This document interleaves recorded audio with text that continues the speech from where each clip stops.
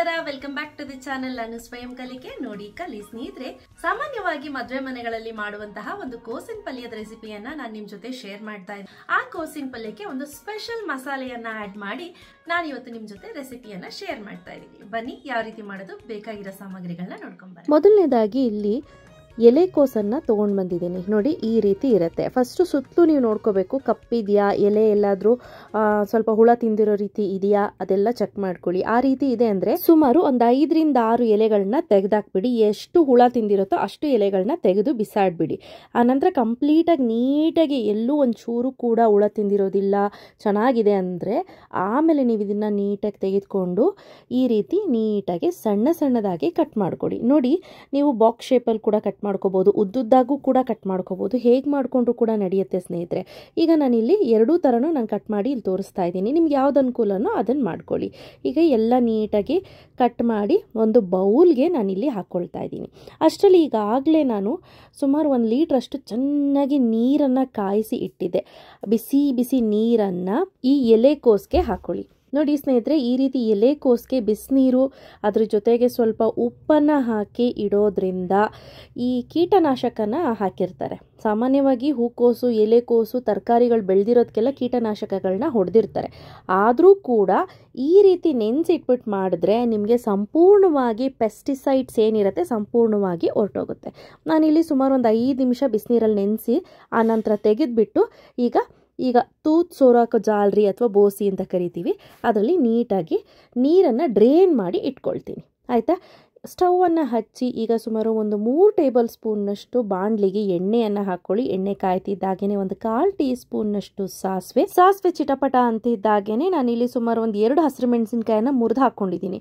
ನೋಡಿ, ನಮ್ಮ ಮನೆಯಲ್ಲಿ ನನ್ನ ಮಗಳು ಖಾರ ಕಡಿಮೆ ತಿನ್ನೋದು, ಸೊ ಹಂಗಾಗಿ ತುಂಬ ಕಡಿಮೆ ಖಾರ ಉಪಯೋಗಿಸ್ತೀನಿ ನಾನು. ನೀವು ಒಂದು 8-10 ತನಕನೂ ಹಾಕ್ಕೋಬೋದು. ಆ ನಂತರ ಇಲ್ಲಿ 2 ಟೇಬಲ್ ಸ್ಪೂನಷ್ಟು ಕಡಲೆಬೇಳೆಯನ್ನು ಹಾಕಿ ಚೆನ್ನಾಗಿ ಫ್ರೈ ಮಾಡಿ. ಕಡಲೆಬೇಳೆ ಫ್ರೈ ಹಾಕ್ತಿದ್ದಾಗೇನೆ ನಾನು ಇಮಿಡಿಯೇಟ್ ಇಲ್ಲಿ ಉದ್ದಿನ ಬೇಳೆಯನ್ನು ಹಾಕ್ಕೊಳ್ತಾ ಇದ್ದೀನಿ, ಸುಮಾರು 1 ಟೇಬಲ್ ಸ್ಪೂನಷ್ಟು. ನೋಡಿ, ಇದನ್ನು ಹಾಕಿಬಿಟ್ಟು ಸ್ವಲ್ಪ ಫ್ರೈ ಮಾಡ್ಕೊಳ್ಳಿ.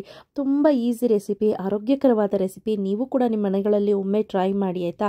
ತುಂಬಾ ಹೆಲ್ತಿಯಾಗಿರುತ್ತೆ. ಈಗ ಇದಕ್ಕೆ ಹಿಂಗೆ ಹಾಕ್ಕೊಳ್ತಾ ಇದ್ದೀನಿ, ಸುಮಾರು 1/4 ಟೀ ಸ್ಪೂನಷ್ಟು. ಹಿಂಗೆ ಹಾಕೋದ್ರಿಂದ ದೇಹದಲ್ಲಿರುವಂಥ ವಾಯು ಅಂದರೆ ಗ್ಯಾಸ್ ಏನಿದೆ ಅದು ರಿಲೀಸ್ ಆಗುತ್ತೆ ಅಂತ ಹೇಳ್ತಾರೆ. ಈಗ ಕಟ್ ಮಾಡಿ ಇಟ್ಕೊಂಡಿರೋಂಥ ಎಲೆಕೋಸನ್ನು ನಾನು ಹಾಕ್ಕೊಳ್ತಾ ಇದ್ದೀನಿ. ನೆನಪಲ್ಲಿರಲಿ, ಈ ಎಲೆಕೋಸನ್ನು ನಾವು ಚೆನ್ನಾಗಿ ಬಿಸಿನೀರಲ್ಲಿ 5 ನಿಮಿಷ ನೆನೆಸಿ ಇಟ್ಕೊಂಡಿರೋದು, ಆಯಿತಾ? ಈಗ ಇದಕ್ಕೆ ಸ್ವಲ್ಪ ಉಪ್ಪು, ಆನಂತರ ಒಂದು 1/4 ಟೀ ಸ್ಪೂನಷ್ಟು ಅರಿಶಿನ, ಇದೆಲ್ಲ ಹಾಕಿಬಿಟ್ಟು ನೀಟಾಗಿ ಮಿಕ್ಸ್ ಮಾಡ್ಕೊಳ್ಳೋಣ. ಸ್ನೇಹಿತರೆ, ಸಾಕಷ್ಟು ಇದರಲ್ಲಿರುವಂಥ ನೀರಿನ ಅಂಶ ಏನಿದೆ ಅದರಲ್ಲೇ ಬೇಯ್ಕೊಳ್ಳುತ್ತೆ. ಹಂಗೂ ನಿಮಗೆ ಶಾರ್ಟೇಜ್ ಅನಿಸಿದ್ರೆ ಮಾತ್ರ ನೀವು ಇದಕ್ಕೆ ಬೇಕಾದರೆ ನೀವು ಒಂದು ಅರ್ಧ ಗ್ಲಾಸ್ನಷ್ಟು ನೀರನ್ನು ಹಾಕ್ಕೋಬೋದು, ಇಲ್ಲಾಂದರೆ ಅವಶ್ಯಕತೆ ಬೀಳೋದಿಲ್ಲ. ಈಗ ಇದಕ್ಕೆ 1-2 ಕಡ್ಡಿಯಷ್ಟು ಕರಿಬೇವನ್ನು ಹಾಕಿ ಈ ರೀತಿ ನಾನು ಮಿಕ್ಸ್ ಮಾಡ್ಕೊಳ್ತೀನಿ. ತುಂಬ ಈಸಿಯಾಗಿ ಮಾಡುವಂಥ ಒಂದು ರೆಸಿಪಿ. ಈ ಮದುವೆ ಮನೆಗಳಲ್ಲಿ ಈ ರೆಸಿಪಿ ಅಂತೂ 100% ಮಾಡೇ ಮಾಡ್ತಾರೆ. ಈ ಕಾಬೂಲ್ ಚೆನ್ನ ಜೊತೆ ಸೇರಿ ಇದನ್ನು ಮಾಡ್ತಾರೆ, ಆಯಿತಾ? ಈಗ ನೋಡಿ, ಮೇಲ್ಗಡೆ ಮುಚ್ಚಳ ಮುಚ್ಚಿ ಒಂದು 5 ನಿಮಿಷ ಚೆನ್ನಾಗಿ ಬೇಯಿಸ್ಕೊಂಡಿದ್ದೀನಿ. ಮಧ್ಯ ಒಮ್ಮೆ ಈ ರೀತಿ ತಿರುಗಿಸ್ಕೊಳ್ತಾ ಇದ್ದೀನಿ. ಸ್ವಲ್ಪ ನೀರಿನ ಅವಶ್ಯಕತೆ ಇದೆ ಅಂತ ಅನ್ನಿಸ್ತು, ಅದಕ್ಕೆ ಒಂದು ಅರ್ಧ ಗ್ಲಾಸ್ನಷ್ಟು ನಾನಿಲ್ಲಿ ನೀರನ್ನು ಹಾಕಿ ಮುಚ್ಚಳ ಮುಚ್ಚಿಬಿಟ್ಟು ಮತ್ತೆ ನಾನಿಲ್ಲಿ ಒಂದು 5 ನಿಮಿಷಗಳ ಕಾಲ ಬೇಯಿಸ್ಕೊಂಡಿದ್ದೀನಿ. ಸುಮಾರು ಒಂದು 10 ನಿಮಿಷಕ್ಕೆಲ್ಲ ಇದು ರೆಡಿ ಆಗಿಬಿಡುತ್ತೆ, ಆಯಿತಾ? ನಾನು ಮೀಡಿಯಮ್ ಫ್ಲೇಮಲ್ಲೇ ಇಟ್ಟು ನಾನು ಬೇಯಿಸ್ಕೊಳ್ತಾ ಇರೋದು, ತುಂಬ ಜಾಸ್ತಿ ಏನು ಫ್ಲೇಮನ್ನು ನಾನು ಇಟ್ಟಿಲ್ಲ. ಈಗ ನೋಡಿ, ನೀಟಾಗಿ ಆಗಿದೆ. ನನಗಂತೂ ಅನ್ನಿಸ್ತಿದೆ ಚೆನ್ನಾಗಿ ಬೆಂದಿದೆ ಅಂತ. ಈಗ ನಾನಿಲ್ಲಿ ಒಂದು ಸ್ಪೆಷಲ್ ಆಗಿರುವಂತಹ ಮಸಾಲೆಯನ್ನು ಆ್ಯಡ್ ಮಾಡ್ತೀನಿ. ಏನಪ್ಪ ಅಂತೀರಾ?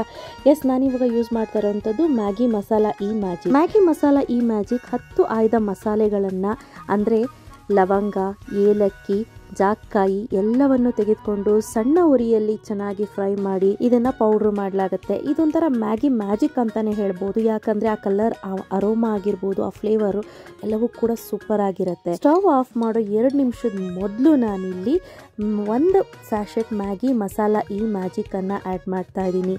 ಇದು ನೀವು ದಿನನಿತ್ಯ ಮಾಡುವಂತಹ ತರಕಾರಿ ಪಲ್ಯಗಳಿಗೆ, ಯಾವುದೇ ಪಲ್ಯ ಆಗಲಿ, ಬೆಂಡೆಕಾಯಿ, ಆಲೂಗೆಡ್ಡೆ, ಎಲೆಕೋಸು, ಹೂಕೋಸು, ಹಾಗೆ ದಾಲ್, ಯಾವುದಕ್ಕೆ ಬೇಕಾದರೂ ಹಾಕೋಬೋದು. ಸಖತ್ತಾಗಿರುತ್ತೆ. ಯಾವುದಕ್ಕೆ ಹಾಕಿದ್ರು ಕೂಡ ಸೂಪರ್ ಟೇಸ್ಟು ಸ್ನೇಹಿತರೆ. ಈಗ 2 ನಿಮಿಷ ಆದ ನಂತರ ಇಮಿಡಿಯೇಟ್ ಸ್ಟವನ್ನು ಆಫ್ ಮಾಡಿ ಸ್ವಲ್ಪ ಕೊತ್ತಂಬರಿ ಸೊಪ್ಪನ್ನು ಉದುರಿಸ್ಕೊಳ್ತಾ ಇದ್ದೀನಿ. ನೀವು ಹಾಕೊಂಡ್ರೆ ಚೆನ್ನಾಗಿರುತ್ತೆ ಅಂಥೇಳಿ. ಸೂಪರಾಗಿ ರೆಡಿಯಾಗಿರುತ್ತೆ. ಈಗ ಸ್ಟವನ್ನು ಆಫ್ ಮಾಡಿ ನಾನು ಕೆಳಗಡೆ ಇಳಿಸ್ಕೊಳ್ತಾ ಇದ್ದೀನಿ. ಸ್ನೇಹಿತರೆ, ನೀವು ಇದನ್ನು ರೊಟ್ಟಿ, ಚಪಾತಿ, ರೈಸ್ ಜೊತೆ ಸೈಡ್ ಡಿಶ್ ಆಗಿ ಕೂಡ ನೀವು ಇದನ್ನು ಬಡಿಸ್ಬೋದು, ಅಥವಾ ಚಪಾತಿ ಜೊತೆನೇ ತಿಂತೀನಿ ಅಂದರೂ ಕೂಡ ನೀವು ತಿನ್ಬೋದು. ನೋಡಿ, ಸೂಪರ್ ಆಗಿರುವಂತಹ ಎಲೆಕೋಸಿನ ಪಲ್ಯ ಸಿದ್ಧವಾಗಿದೆ. ಸಖತ್ ಟೇಸ್ಟಿಯಾಗಿ ಕೂಡ ಬಂದಿದೆ. ಘಮ ಘಮ ಘಮ ಅಂತಿದೆ. ಮದುವೆ ಮನೆಗಳಲ್ಲಿ ಈ ಪಲ್ಯ ಇಲ್ಲದೆ ಊಟನೇ ಇಲ್ಲ ಅಂತ ಹೇಳ್ಬೋದು. ಬನ್ನಿ ಹೇಗಿದೆ ಟೇಸ್ಟು ಅಂತ ಒಂದು ಸ್ವಲ್ಪ ನೋಡೋಣ.